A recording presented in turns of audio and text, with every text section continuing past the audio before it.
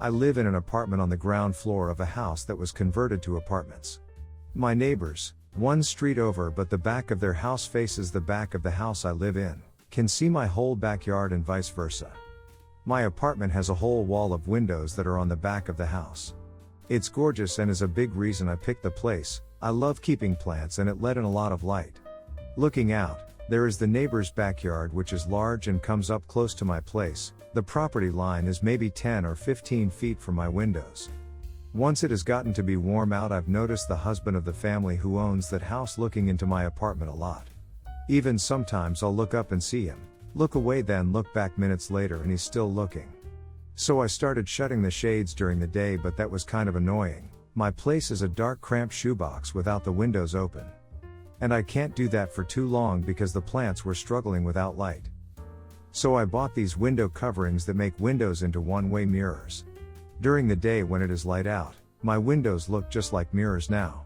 From the inside it looks pretty much the same, the windows look tinted slightly darker but that's it. From the outside you can't see in at all, it looks exactly like mirrors. The section of windows it's applied to is about 8 feet high and 20 feet wide. After a week of the window coverings being up, both of the parents from the neighbor's house came to my door and wanted to talk to me. The wife was complaining about the windows for a lot of reasons. 1. They were ugly. 2. It was uncomfortable, especially for the teens and their friends, to have a huge mirror adjacent to the swimming pool. It's at a time that they feel insecure about looks and they have lost interest in hanging out by the pool. 3. In the afternoon and evening, it was reflecting a lot of extra sunlight into their backyard. They couldn't enjoy eating dinner on the back porch with the sun in their eyes. I said sorry about the inconvenience, but I wanted it for privacy. They both pushed back on that some and I said that I needed privacy because of the husband staring. He started denying it in front of his wife, and so I took out my phone where I'd taken pictures and sent it to my group of friends, and showed her a couple pictures of him gaping at my apartment and the texts from that time. He got mad and said he incidentally looked over, and the 8-foot by 20-foot mirror was a crazy overreaction. I said that I'd like to keep it, and that I was sorry, but frankly this was avoidable.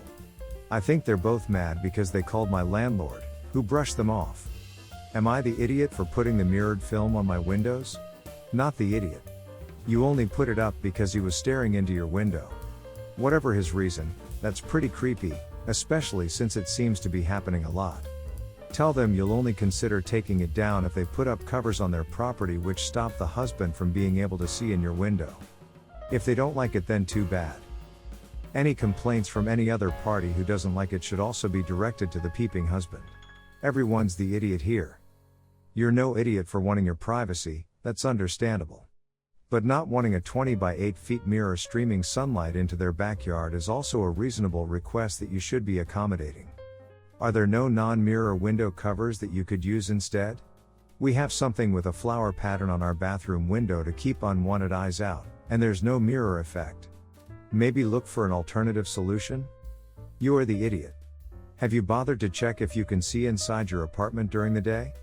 I have regular windows and you can't see inside when the sun is out. The mature thing to do would be to check if it's possible to see inside. Highly doubt it. If it is, then go have a conversation with the neighbors. You could have also chosen a less obnoxious way to deal with your privacy issue. All you have done is prove that you are the creeper for taking pictures of your neighbor in his own yard. I'm 28 and my fiancé is 30. We both won $20K a year. We're getting married in 2 months. For years, we've talked about taking an extended honeymoon of 4 months to travel since we're both in competitive jobs and taking time off regularly just isn't possible. To make this dream a reality, a year and a half ago we agreed to start saving aggressively, pay debts, have a no-frills wedding, etc. My job only allowed me to take 2 weeks off, one unpaid, for a honeymoon, so I said okay, but we'll be quitting instead. Travel for an extended time is a dream of mine, and we've been setting ourselves up financially where we can afford for one, or both, of us to not have immediate work upon return. My fiancé's job told him he can take the unpaid sabbatical and can return afterwards. So great, everything is in motion. 2 weeks ago, I suggested we start booking the first leg of our trip. He told me he was having cold feet about me not having a job after return home. We keep our finances separate, so I showed him how it's financially feasible for me to not work up to 4 months, not dip into emergency funds, and if needed, I have emergency funds for an additional 5 months after trip expenses. After all, that's what we've aggressively set ourselves up to do. Plus, I've been looking for a reason to leave my job, and this is the perfect opportunity to have an amazing adventure and come back with a fresh start away from a toxic workplace. I ask him how he's doing financially and how he's tracking against our financial goals. Turns out he's not. At all. He hasn't been saving at any rate, let alone an accelerated one, and he hasn't been paying down debt.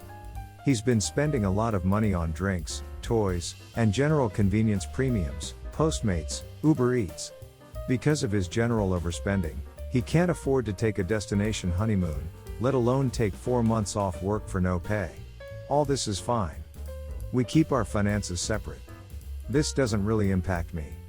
I was bummed we couldn't have the honeymoon we talked about and angry he lied, but money management has never been his priority. I told him we can take a honeymoon 4-day trip to Puerto Rico. He said that's all he could afford, and then I would go on my long travel plans with my best friend who has been planning a trip of her own.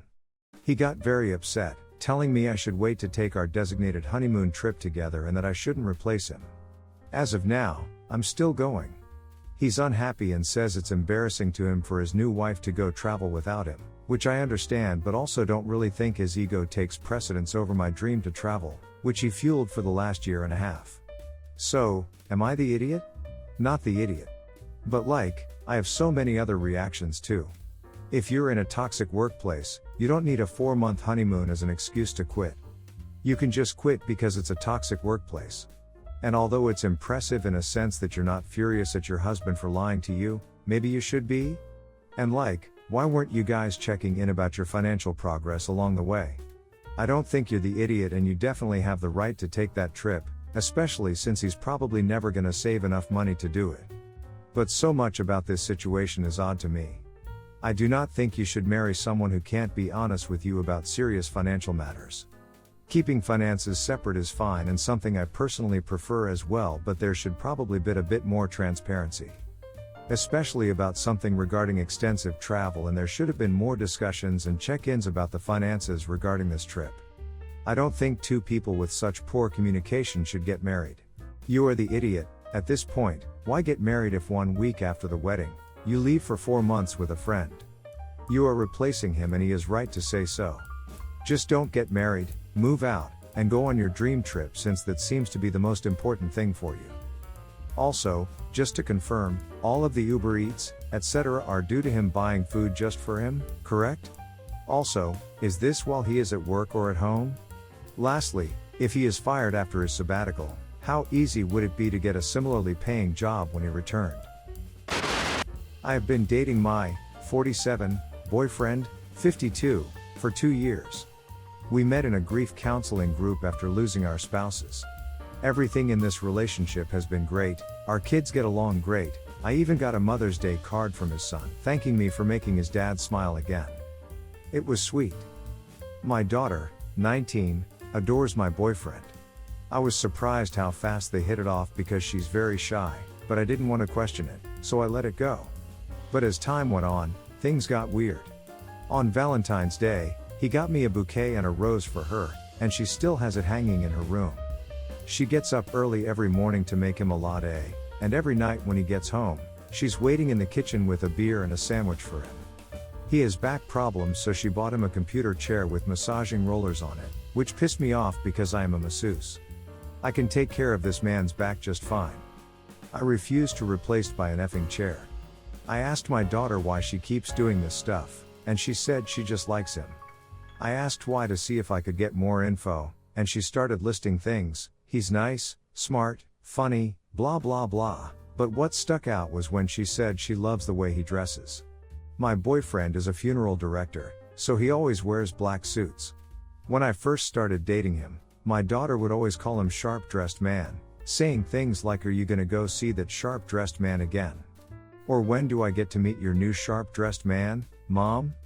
My daughter always says she wants to marry a man in a suit, so I assumed this was her way of showing approval. But now I'm starting to wonder if there's more. I've been wanting to suggest that he stop wearing suits outside work, but he loves his suits. We just bought a house together and I know he's been looking at rings. This man is a chess champion who speaks 6 languages, yet doesn't know how to close his laptop when going to the bathroom. So I'm invested in this relationship. I love this man and I want to marry him, but I'm afraid if I tell him what's on my mind he'll kick my daughter out. This all came to head last night when we were watching a movie, and she went up to get drinks. When she came back, she handed my boyfriend his beer, and then tried to sit in his lap. I say tried because my boyfriend pushed her off and angrily told her that what she did was inappropriate. He stormed up to our bedroom, and I followed him up to talk to him. He started saying that my daughter should start looking elsewhere to stay, but I told him about the suit thing, and that maybe if he just wore normal clothes outside work, she wouldn't act so weird. He told me I was being ridiculous and we went to bed.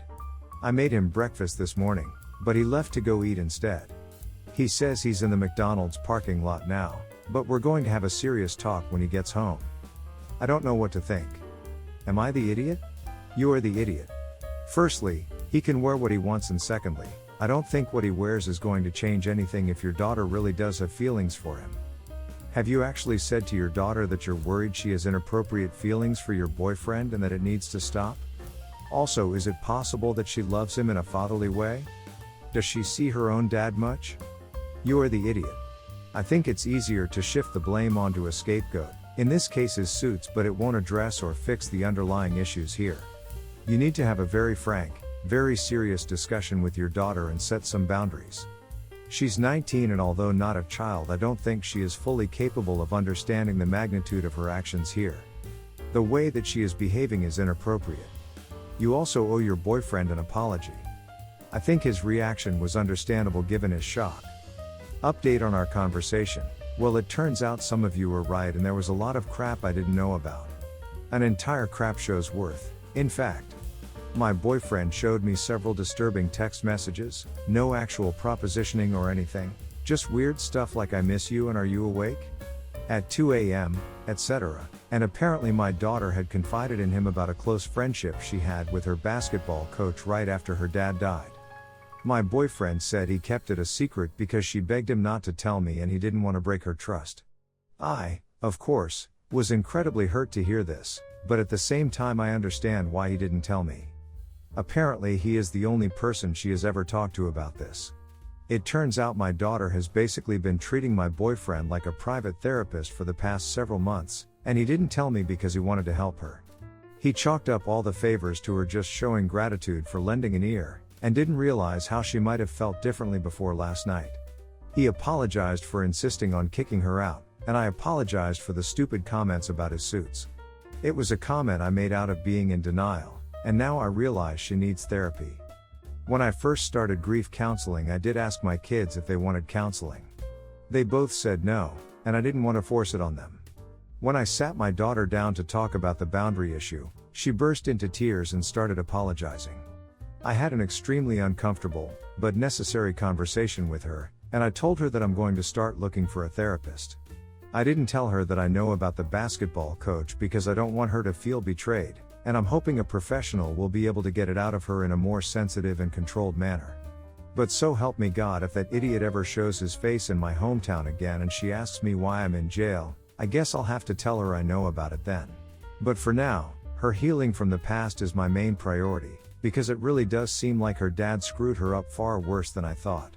My boyfriend and I have made up, and no one is getting kicked out, but things are still pretty awkward.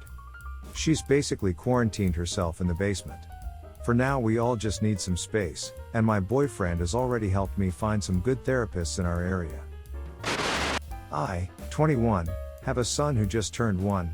His mom, who was my girlfriend, died in labor along with the other baby she was carrying. I was diagnosed with terminal cancer 3 months ago and I don't have very long left, 2 months at most. I have accepted that I'm going to die, but now I have to think about what's best for my son.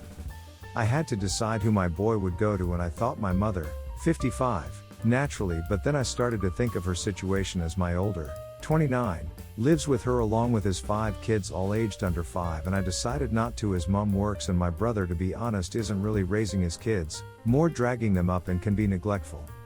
I wasn't going to put my son in that environment as I want someone to actually care for him. So I then thought of my aunt, 33, on my dad's side. She is a good mother and her husband a good father to their 3 girls, and I know they could provide for my son. I asked them and they agreed. My mother, however, found out that I wasn't leaving my son with her, and she got angry with me, that she's losing me and now losing her grandson. I gave her my reasons and that she realistically can't raise him while she's basically raising a man-child and his kids. It all ended in an even bigger argument, and now I'm cooling off at home. I understand that things are terrible for her right now as I won't be here soon, but my aunt is a much better choice. It's not like my son won't know who she is, as the walk between hers and my aunt's is only 5 minutes. Am I the idiot? Not the idiot. If you haven't already gotten a lawyer to ensure that your aunt will become your child's legal guardian once you pass, you should do that. I have no idea how custody works where you live, but it seems like the best way to make sure your child is somewhere safe, loved, and taken care of. I am so sorry for your loss and your situation. I can't imagine how you are dealing with everything. Kudos to you for being able to take care of your son and the plans for after while going through this. First and foremost, I am so sorry about what happened, and what's currently happening, to you, and I hope that you find peace. Secondly, not the idiot. You need to do what's best for your son, and currently, or at any rate, it isn't going to be your mom from what I can tell.